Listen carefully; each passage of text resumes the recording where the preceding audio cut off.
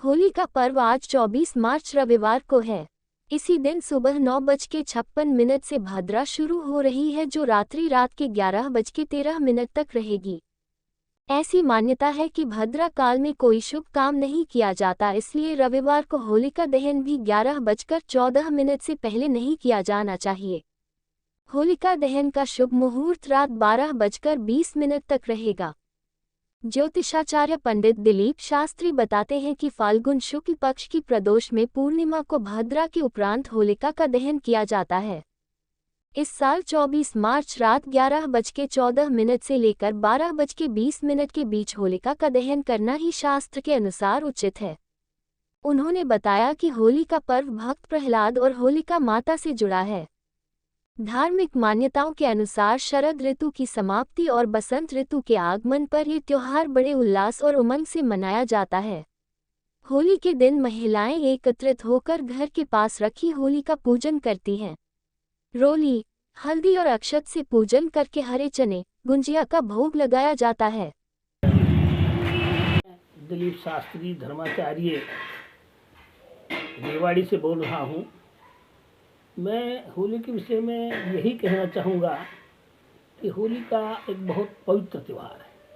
हिंदू संस्कृति के अनुसार हमारे यहाँ 4 पर्व मनाए जाते हैं, जो महान बड़े पर्व हैं, जिसमें रक्षाबंधन है, दशहरा है, दीपावली है और होली है। होली के दिन शुभ मुहूर्त ब्राह्मणों के अनुसार, आचार्यों के अनुसार, ब्राह्मण पंडितों के अनुसार जो पंचांग में लगाया गया है, वो 9:55 तक भद्रा रहित है। इसमें होलिका माता बहन पूजन करें और रात्रि 11:13 के बाद और 12:30 बजे तक जो है आप होलिका दहन कर सकते हैं। ये शुभ मुहूर्त है, ये शास्त्र सम्मत है, क्योंकि इसमें भद्रा लगे हुए हैं। भद्रा में इस तरह के कार्य करने से मनुष्य को नुकसान होता है, ऐसा शास्त्र में लिखा हुआ है। लोकोपचार में क्या है, ये अपने अपने समय के अनुसार, देश काल के अनुसार, हर गांव हर रिवाज के अनुसार कुछ अलग से है, पर शास्त्र को अगर देखोगे तो आपको इसी प्रकार कार्य करना चाहिए।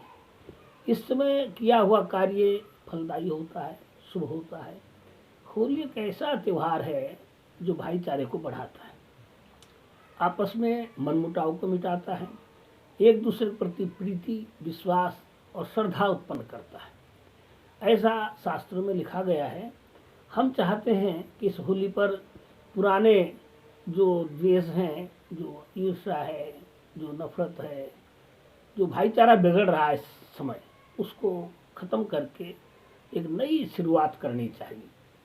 पुराने जितने भी गुण अवगुण हैं उनको आपको अपनाना चाहिए और समय अनुसार होली को मना करके देश के हित में, समाज के हित में, राष्ट्र के हित में और विश्व के हित में ये कार्य करना चाहिए। ऐसा हमारा शास्त्र कहता है कि जिस समय होलिका ने प्रहलाद भगत को अपनी गोद में लेकर के बैठाया, क्योंकि वो भगवान पर बहुत अटूट विश्वास रखते थे, भगवान के प्रति बड़ी श्रद्धा थी।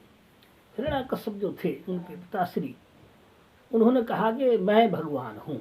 उन्होंने कहा मैं ऐसी बात नहीं मानता, तो बोल तू अपने भगवान को दिखा। तो कहने लगा कि भगवान हर जगह उपस्थित हैं, सर्वत्र हैं, कहीं भी आप देख सकते हो। तो उन्होंने बहुत यातनाएं दी, बहुत कष्ट दिए, परंतु उन्होंने जो है किसी बात को भी स्वीकार नहीं किया। एक बार उनकी जो बहन थी, मतलब प्रहलाद भगत की भुआ जी, उसको ये वरदान प्राप्त था ब्रह्मा जी की ओर से कि भाई अग्नि में तू जलेगी नहीं। वो अग्नि में लेकर के बैठ गई और उसको जो है जलाने के लिए ऐसा कार्य प्रारंभ किया।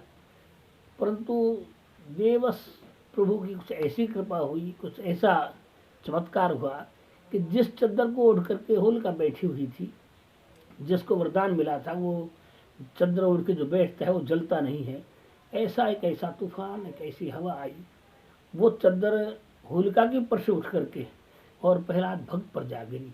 प्रहलाद भक्त सुरक्षित रह गए और होलिका उस अग्नि में जल गई। जब से जली है उसके पश्चात पूरे विश्व में, सनातन धर्म में इस होलिका के त्यौहार को, इस फाल्गुन मास की शुक्ल पक्ष की जो पूर्णिमा होती है, जो आज हमारे यहाँ 24 तारीख रविवार को है, उसको लोग धूमधाम से मनाते हैं। और दूसरे दिन रंग का खेल खेलते हैं, आपस में मिष्ठान बना के एक दूसरे को मिष्ठान खिलाते हैं, एक दूसरे को रंग लगाते हैं और बाहों में भर करके पुराने जो द्वेष होते हैं उनको ख़त्म करके नए भाईचारे की शुरुआत करते हैं। ऐसा शास्त्र में लिखा हुआ है। मैं सभी लोगों को दीपावली की शुभ बधाई, शुभ आशीर्वाद और शुभकामना भी करता हूँ कि होली जो है आपके जीवन में एक उत्साह और उल्लास और एक ऐसा वातावरण पैदा करे कि आपकी भाईचारा और आपका जो है मंगलमय कार्य होता रहे। आप सदा इसी प्रकार से प्रफुल्लित और आनंदित रहें।